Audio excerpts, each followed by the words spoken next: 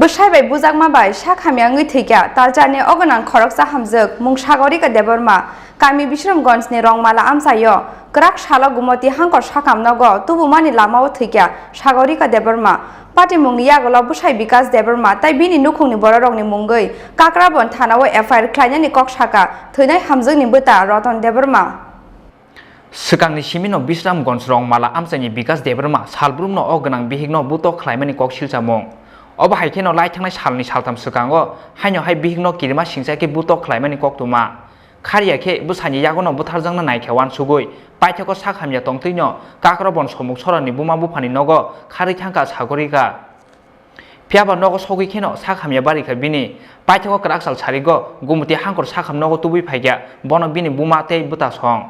phiaba sakham nogo sokpaya sini swkangno lamono thikya o Hamjwk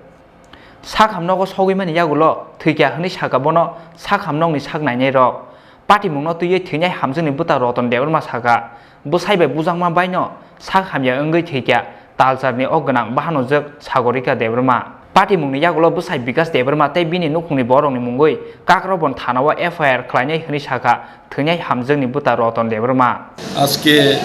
আমার বোন সাগরিকা দেববর্মা তার স্বামী বিকাশ দেববর্মার দ্বারা এখানে মারপিট হয়েছে তার উপর আর বিকাশ দেববর্মার বাড়ির লোকজনরা তারে মারধর করছে অত্যাচার করছে তাই অসুস্থ অবস্থায় আমার বাড়িতে এসে আমি এখানে উদয়পুর হসপিটালে নিয়ে আসলাম এখানে রাস্তার মধ্যে তার শেষ নিঃশ্বাস ত্যাগ করে আপনার বোন কি গর্ভবতী ছিল আমার বোনের 8 মাস গর্ভবতী ছিল আমি চাই এখানে প্রশাসনের মাধ্যমে এখানে এই অন্যায়ের বিচার পাওয়া হোক কে মারধর করছিল আপনার বোনকে তার স্বামী বিকাশ দেববর্মা এবং তাদের পরিবারের জন এই বিকাশ দেববর্মার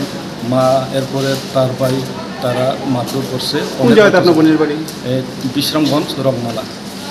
কবে ছিল ঘটনাটা তো এই কয়েকদিন আগে তারপর কি করছিলেন আপনি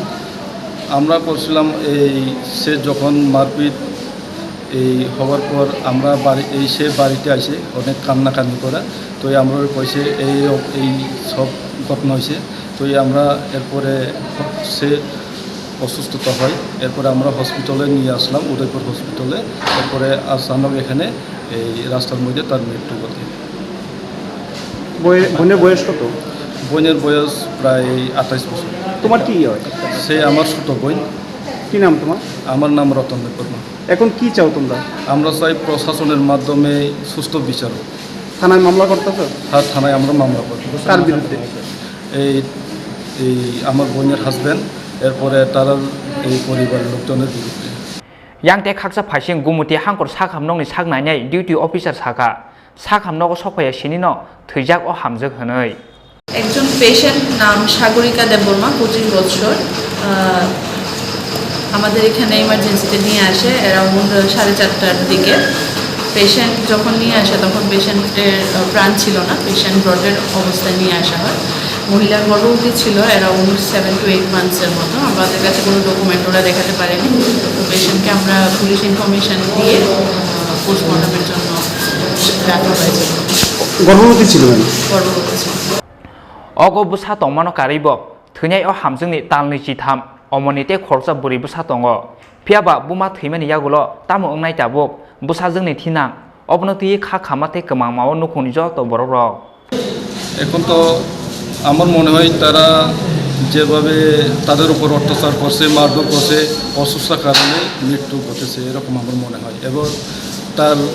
একটা এই বড় মেয়ে আছে এই প্রায় 23 মাস হয়েছে তার এরপরে এখন তো 8 মাসের প্রেগনেন্ট অবস্থায় আজকে মারা গেছে এখন কি গুমতি জেলা হাসপাতালে এখন গুমতি জেলা হাসপাতালে আমার বোন আগামীকাল 9:10 সময় এই লাশটা নিয়ে যাব আমরা পোস্টমর্টম হবে পোস্টমর্টম হবে আজকে তোমরা কোন থানাতে মামলা করতেছো আমরা কাকরাবন থানাতে মামলা করি কোন জায়গায় আপনার বাড়ি আমার বাড়ি এই কাকরাবন ব্লক শামুকছড়া গ্রামে Bureau report Chini Khorang